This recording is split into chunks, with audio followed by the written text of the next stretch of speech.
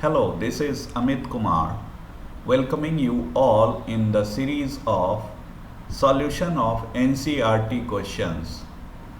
Today I'm going to deal with exercise 6 of class 10. The topic is related to problem based on basic proportionality theorem or Thales theorem you may say, and converse of it. Means we'll be basically dealing exercise 6.1, that is two theories will be there in order to deal with this exercise, Thales theorem and converse of it. Let's begin without anything else. The first question is, in figure there are two figures. This is two sub questions are there. In figure 1 there is one question, and figure 2 there is another question, so we'll deal with them one by one. But before, quickly recapitulate what Thales theorem is and how it helps in order to deal with such kind of scenarios, situations. So let's draw a triangle of any random size and type. So this is a triangle ABC and a line that is running parallel to one of its side, let's say BC. Draw a line running parallel to BC and name it DE. What Thales theorem states that the ratio of these two portions on one of the side is exactly equal to ratio of the two portion made of the other side. So in nutshell you can write this as AD over DB equals AE over EC, and that is what is Thales theorem और basic proportionality theorem. you may part में जो अभी तक हमने की कि अगर ये लाइन पैरेलल है तो ये दोनों पार्ट का रेशियो इक्वल होगा, और इसके उलट अगर इन दोनों पार्ट्स का रेशियो इक्वल है तो ये दोनों लाइंस DE और BC पैरेलल होंगी. पूरा एक्सरसाइज इसी दो थ्योरी के अराउंड हम लोग सॉल्व करने वाले हैं, starting with one of the easiest one जो कि है यहाँ पे फर्स्ट वन. आप देखें कि आपके दोनों तरफ एक एक फिगर दिया हुआ है जिसमें कुछ पोर्शन इस ट्रायंगल्स के दिए हुए हैं और कुछ portion you are suppose to find out. In both the cases, DE is running parallel to BC. That has been provided as part of information. आप देखें DE और BC ये दोनों पैरेलल हैं, यानी कि लाइन पैरेलल ऑलरेडी डिक्लेयर किया गया है कि DE पैरेलल है BC के, तो इन दोनों केस में थेल्स थ्योरम का एप्लीकेशन होगा. और हम लिख सकेंगे, अगर हम फर्स्ट फिगर को देखें तो इसके दो करस्पॉन्डिंग पार्ट आप देखें ऊपर से नीचे की तरफ. We can write AD over DB is exactly equal to AE over EC. There are four quantities and three of them has been given in the question exactly. So fourth one you can solve as a variable linear equation. So it is the ratio of 1.5 over 3 because both are in the same unit, so units are cancelled, and this is 1 centimeter over EC. So simplifying this as EC times 1.5. हम लोगों ने इस तरह का earlier classes में देखा है equation solve करने का तरीका, exchanging making product of numerator to denominator on either side of equation, or this is 3 times 1, and if you leave it EC on the left side of the equation, this becomes 3 times 1 over 1.5. We know directly 1.5 is half of 3, but even then I will remove this by a procedure. This decimal is eradicated from here, and if the decimal is eradicated from here by putting 10 over the numerator, then it is 30 over 15. I can write easily it is 30 over 15, and that is equal to 2. So is 2 centimeter. Finally we reach to the conclusion, find EC, that is equal to 2 centimeters. We have declared, we have find. और अगर अब मैं इसको delete कर दूं तो कोई दिक्कत नहीं है, आपको ज़रूरत पड़े तो आप वापस से इसको देख सकते हो। So deleting this once again, clearing the canvas for second question. Second question भी एग्जैक्टली सेम है, कोई इश्यू नहीं है। The line is running parallel, DE is running parallel to BC, तो exactly you can write AD over DB is exactly equal to AE over EC. Out of these four quantities, 3 has been given, so you can easily calculate the fourth one. So AD is as it is unknown, and DB is sorry, I should have written DB in place of, value of DB is 7.2 and AE is 1.8 centimeter and 5.4. So AD times 5.4 is equal to 7.2 times 1.8, और इसको as a equation solve करें तो 7.2 times 1.8 over 5.4 मिलता है। इसको simplify करें, 10 से multiply करें तो ये डेसिमल ख़त्म कर दें, और नीचे 10 से मल्टीप्लाई करें तो आप ये डेसिमल ख़त्म कर दें। कहने का मतलब कि डेसिमल का कैंसिलेशन हम कर देते हैं, और इक्वल डिजिट के आफ्टर हमने देखा कि 1 डिजिट के है, हम डायरेक्टली भी कर सकते हैं। ये थोड़ा मैं बच्चों वाला कैलकुलेशन करा दे रहा हूँ, और फिर आप देखते हैं this is again 1 decimal is remaining, और इसको भी हम रिमूव कर देते हैं तो ये बन जाता है 18, ये बन जाता है 18 1 और 18 3। अगर आपको 18 की टेबल नहीं आती तो आप किसी दूसरे नंबर से कर सकते हो। 18 की टेबल आनी चाहिए, बट आजकल बच्चे एरिथमेटिक में थोड़ा कम ध्यान देने लगे हैं, कैलकुलेटर काफ़ी ईजी हो गया है। And when 72 is divided by this turns out to be 72 over 3 times 10, and when 72 is divided by 3 it is 24, and when 24 is divided by 10 it turns out be 2.4 centimeter.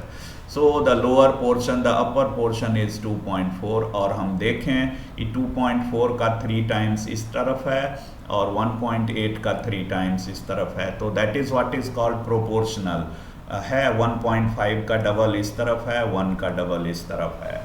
तो इस तरह से आप cross check भी कर सकते हैं अपने सॉल्यूशन को कि जितने टाइम्स दोनों पार्ट का रेशियो निकल के आता है वो दोनों ही पार्ट्स का इक्वल होता है, तो हम समझ जाते हैं हमारा सॉल्यूशन सही है। सो आई होप कि आपको ये समझ में आ गया हो। आपको कोई डाउट रहता है तो आप फर्दर कमेंट बॉक्स में लिखेंगे। आपको मेरा काम पसंद आता है, इससे आपकी हेल्प होती है, तो प्लीज़ लाइक और शेयर करते रहेंगे। I'll feel encouraged and appreciated, and will bring many more such videos for your convenience and for your help. So moving on to the next question. No, again. Coming on to question number 2. E and F are points on side P, Q and PR respectively of triangle PQR. So 3 conditions are there. So for all those 3 conditions I have chosen 3 separate triangles, naming them PQR as suggested in the question. State whether EF is parallel to QR or not. E and F are the point on, E is a point on PQ and F is a point on QR, PR, sorry. So E and F are the points provided on side PQ and PR. So let's join them together.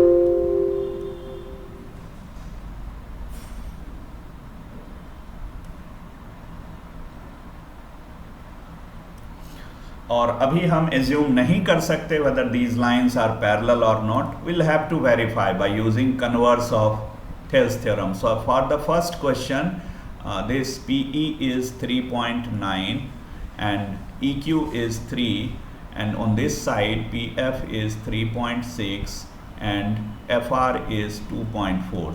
So try to find out ratios of these two. PE over EQ is equal to 3.9 over 3. So it is coming out to be, अगर आप इसको simplify करते हो by using simple arithmetic, you will get to have 1.3 for this. And the next part on the right side, PF over FR is 3.6 over 2.4. So cancelling the digits, equal number of digits after decimal, so we can cancel them out. And now this is a simple fraction, 36 upon 24. So dividing by which number do you think? 6 over 4, though I should have 3 over 2. मैंने बड़ा number ले लिया होता है, and 3 out of 2, 3 over 2 turns out to be 1.1. ठीक है, ये calculation आप अपने तरीके से करें, but conclusion, as PE over EQ is not equal to PF over FR, so we can easily say EF is not parallel to QR. And what theorem we have utilized? Converse of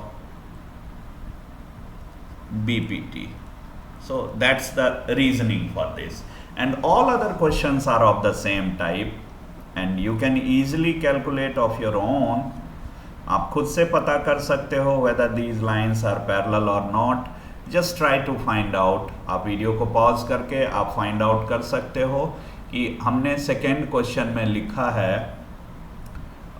PE is equal to 4 centimetre और EQ is equal to 4.5, और इस तरफ है PF is equal to 8 and RF is equal to 9.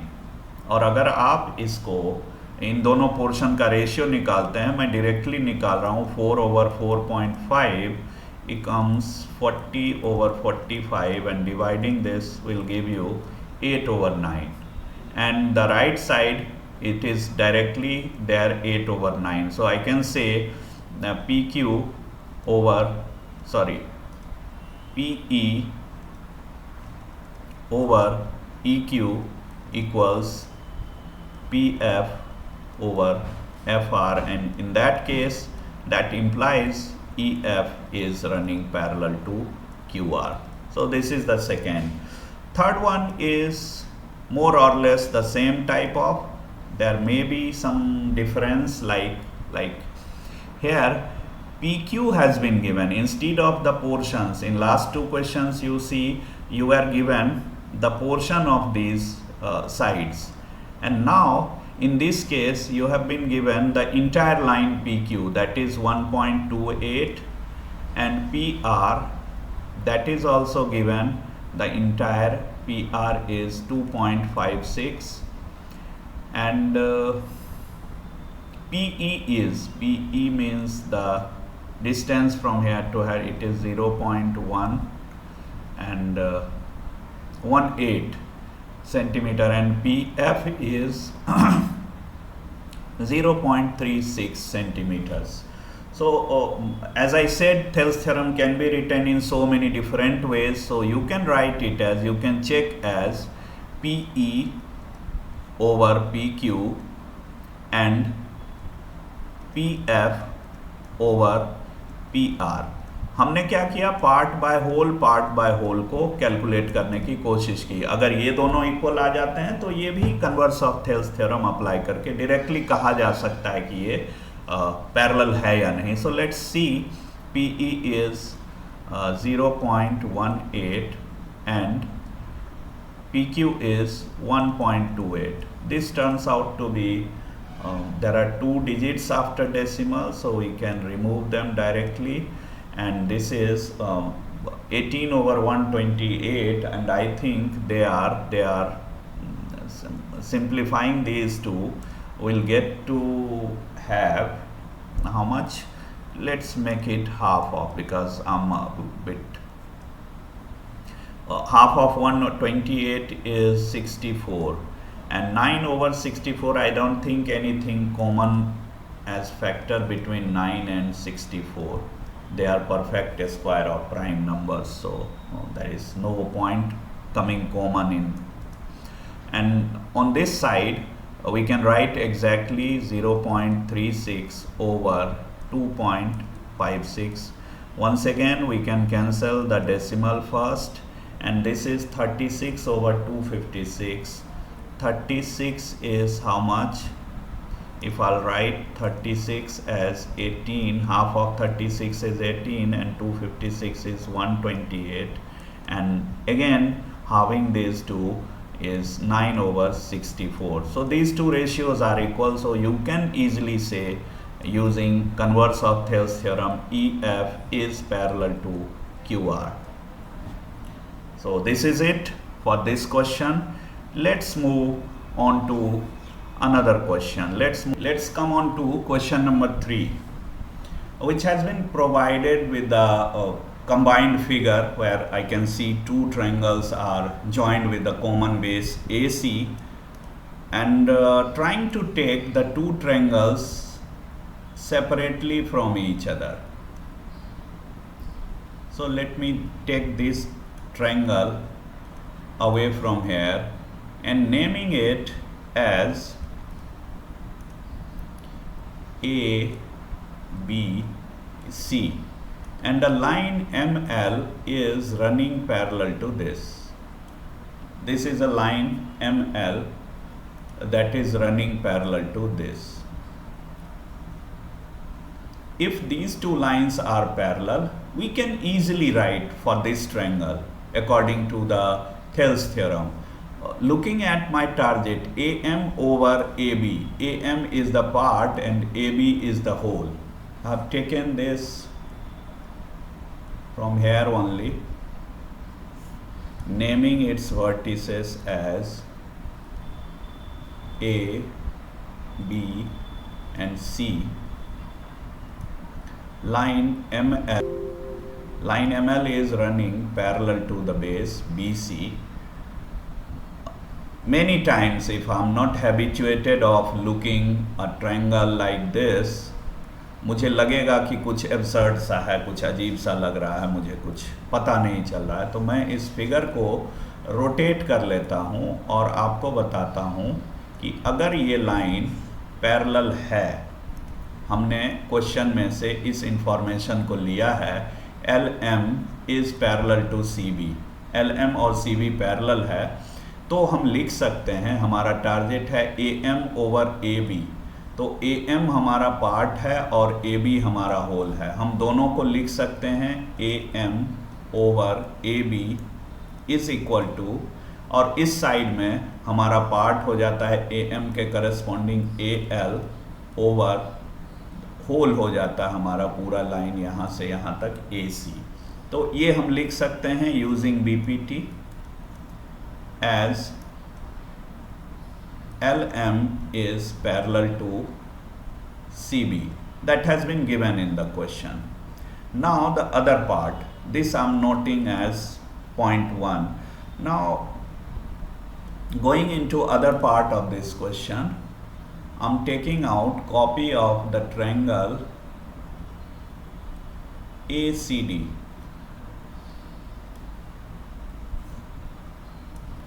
हमने इसको लिख दिया ACD, और इस बार अगर मैं इसको सीधा नहीं करता हूँ and expecting you to guess the ratios correctly, जैसा इसमें लिखा है, this one is L and N, and writing AN over AD, that is the ratio.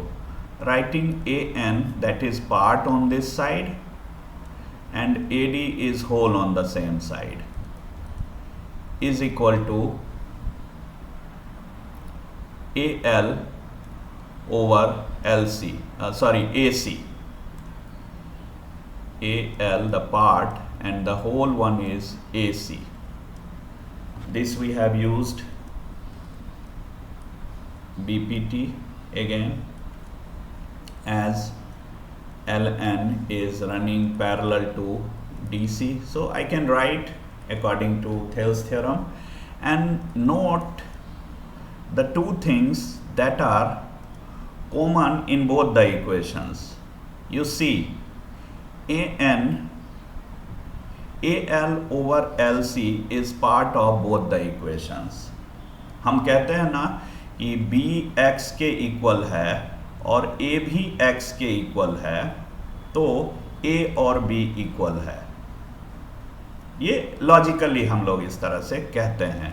तो हमने इसको कहा कि AL by AC इसके इक्वल है, और यहाँ देख रहे हैं सेम AL by AC इसके इक्वल है, और यहाँ देख रहे हैं सेम AL by AC इसके इक्वल है। तो हम लिख सकते हैं फ्रॉम 1 and 2, हम लिख सकते हैं AM by AB equals AN by AD। और आप देखें कि यही हमारा पर्पस था कि जो हमें प्रूव करना था, AL by MB is equal to, so this has been proved. This is question number 4 of the same exercise, which begins with a combined figure ABC, and so many lines has been drawn. In this figure you can see so many lines has been drawn, जिससे कि illusion create हो जाता है, काफ़ी confusion सा होने लगता है।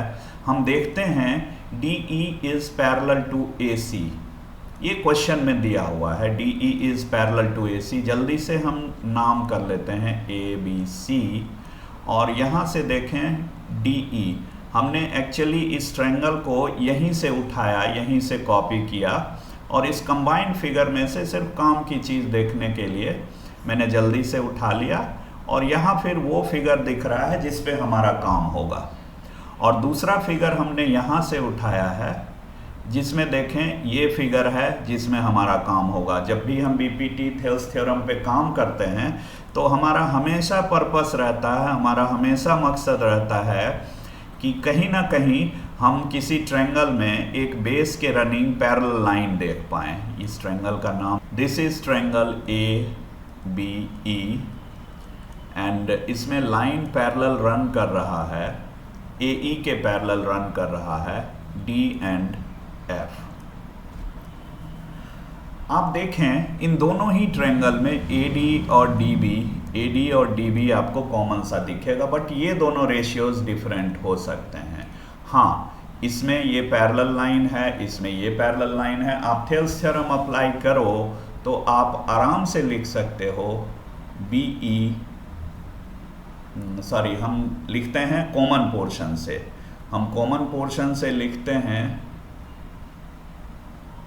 कॉमन पोर्शन से लिखते हैं AD over DB is equal to, as DE is parallel to AC, तो फिर हम लिख सकते हैं AD over DB is equal to EC यानी CE। यहाँ देखें हम नीचे से बेस से ऊपर की तरफ जा रहे हैं, बेस ये है तो बेस से ऊपर की तरफ जा रहे हैं, तो बेस से के साथ वाला AD ऊपर लिखा है, तो यहाँ बेस के साथ CE लिखा है, और नीचे हम लिख सकते हैं BE, ये वाला पोर्शन। ठीक है, पार्ट बाय पार्ट का रेशियो है।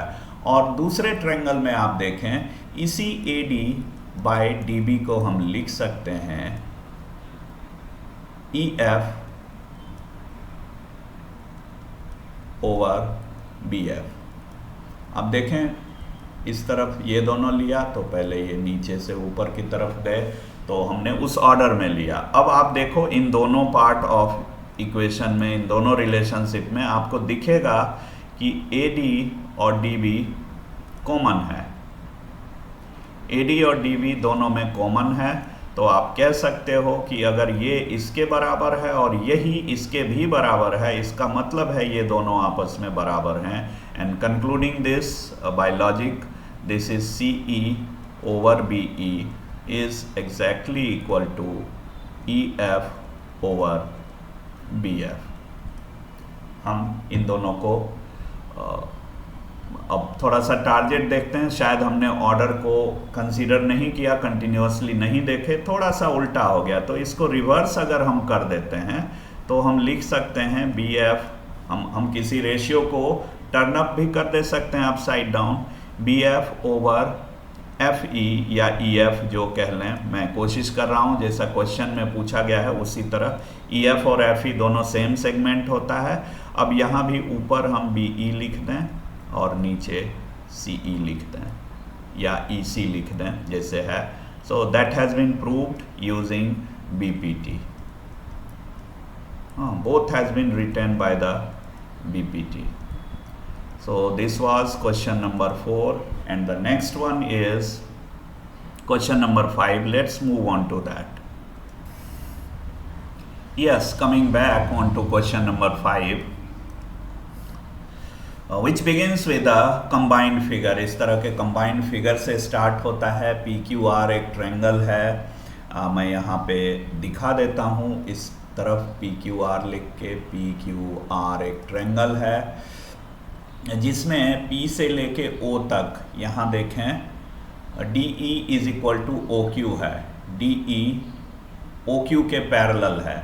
अगर आप देखें इस फिगर में आपको साफ साफ दिखेगा, this is PQ and O। हमने यहीं से ड्रैग किया है इसको, ये इस जगह से ही ड्रैग किया है ताकि आप साफ साफ समझ पाओ। और जब हम थेल्स थ्योरम पढ़ते हैं तो हमेशा इस चक्कर में रहते हैं कि कोई ट्रायंगल दिखे और उसके पैरेलल, बेस के पैरेलल रनिंग कोई साइड दिखे, और ठीक इसी तरह ये ट्रायंगल हमने यहाँ से उठाया है। And in both the cases आप देख रहे हो कि ये पैरेलल है इसके अकॉर्डिंग टू द क्वेश्चन। यहाँ मैंने लिख दिया DE और यहाँ मैंने लिख दिया DF, और ये DF भी OR के पैरेलल है। तो इस ट्रायंगल के लिए as DE is parallel to OQ, we can write the ratios like PE over EQ is equal to PD over DO। हम इसको कह सकते हैं यूजिंग BPT, बिल्कुल ऐसा है। ये एक लाइन पैरेलल है तो ये इस तरह का रेशियो लिखा जाएगा। और इस दूसरे ट्रायंगल के लिए द सेम वे हम कह सकते हैं कि as DF is parallel to OR, तो सेम वे यहाँ P है तो हम लिख सकते हैं PD over DO is equal to PF over FR। ये भी BPT यूज करके हमने कहा है। अब इसमें देखा जाए, आप अगर नोटिस करो तो ये PF ओवर FR, नो ये नहीं, PD ओवर DO आपको दोनों ही स्टेटमेंट में दिख रहा है। और इन दोनों स्टेटमेंट को कंबाइन कर दो, मैं थोड़ा ड्रैग कर ले जाऊं इस कैनवास को, इन दोनों फिगर्स को मैच कर लिया जाए, PD ओवर DO दोनों ही इक्वेशंस में से अभी हम पिछले कुछ क्वेश्चन में यूज करते आ रहे हैं from 1 and 2, we can easily see कि दोनों PD ओवर DO के इक्वल है। तो बाकी हम फ्रॉम 1 and 2 हम लिख सकते हैं, क्या लिख सकते हैं कि PE over EQ which is equal to PD over DO, and as PD over DO is equal to PF over FR। हम बिल्कुल ऐसा कह सकते हैं।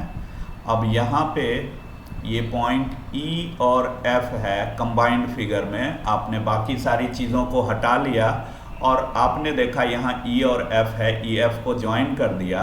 अब यहाँ से दिख रहा है PE और EQ का रेशियो इक्वल है PF और FR के इक्वल।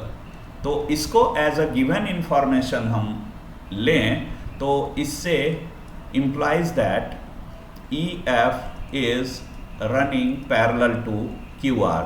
हम लोग बात करते आ रहे हैं कि अगर लाइन पैरेलल है तो रेशियोज इक्वल होंगी, उसी के कन्वर्स को यूज़ करके कि अगर रेशियो इक्वल है तो वो लाइन पैरेलल होगी।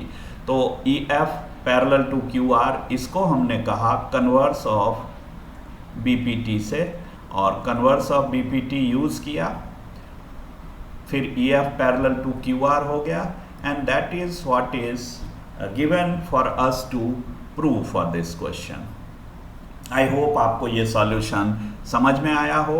आप वीडियो को ज़्यादा से ज़्यादा लाइक, शेयर और सब्सक्राइब करें। आपको कोई सजेशन है इम्प्रूवमेंट का, आप मुझे बिल्कुल कमेंट बॉक्स में लिख भेजें। Thank you very much. Will meet you in the next video for next question number 6 to 10.